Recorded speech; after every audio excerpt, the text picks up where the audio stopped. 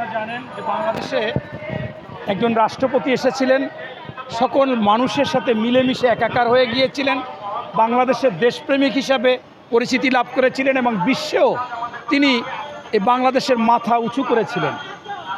তিনি কিছু বিপদগামী বা ষড়যন্ত্রকারী সেনা সদস্যদের হাতে 1981 সালের 30শে মে নির্মমভাবে শহীদ হন।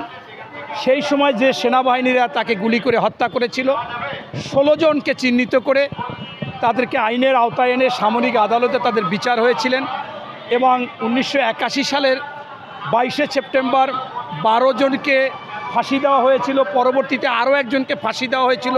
এই 13 জনকে ফাঁসি দেওয়ার পরেও 3 জন এই মৃত্যুদণ্ডপ্রাপ্ত আসামি পালিয়ে পালিয়ে গোপনীয়ভাবে বিভিন্ন কৌশল অবলম্বন করে ছিলেন এবং বিভিন্ন কারণে তারা ধরাছোঁয়ার বাইরে ছিলেন।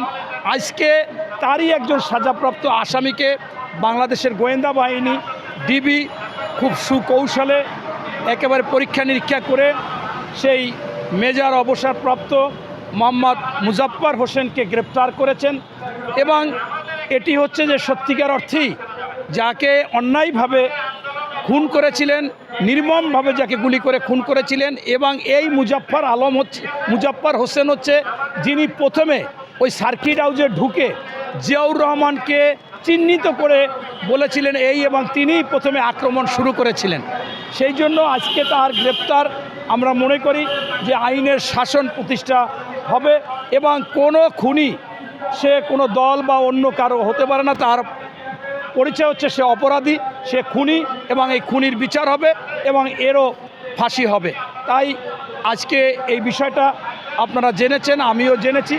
আমি মনে করি যে এ ধরনের যারা অপরাধী তাদেরকে ধরে ধরে মানে আমাদের আইনের আওতায় আনতে হবে এবং এই গোয়েন্দা বাহিনী তাদের এই পরিচয় দিবে। যেখানেই সেই সন্ত্রাসী থাকবে, যেখানেই খুনি থাকবে, যেখানেই অপরাধী থাকবে, তাদের গ্রেপ্তারের আওতায় আনতে হবে। ধন্যবাদ। এবার